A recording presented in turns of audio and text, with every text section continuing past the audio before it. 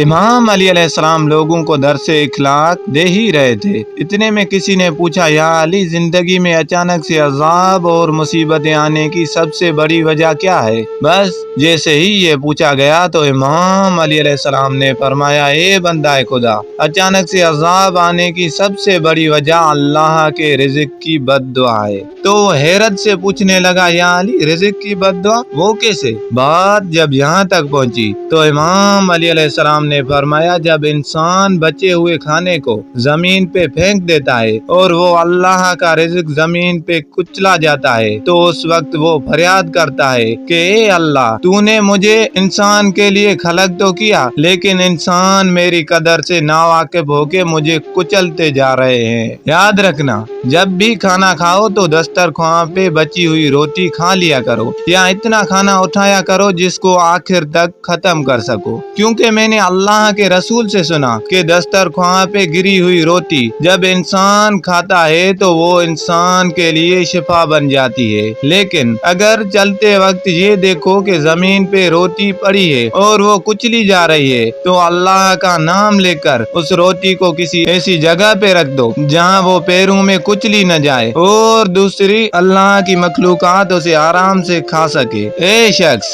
اس عمل سے اللہ کا رزق تمہیں دعا کرے گا اور رزق کی دعا اللہ کبھی رد نہیں کرتا، اللہ کبھی رد نہیں کرتا۔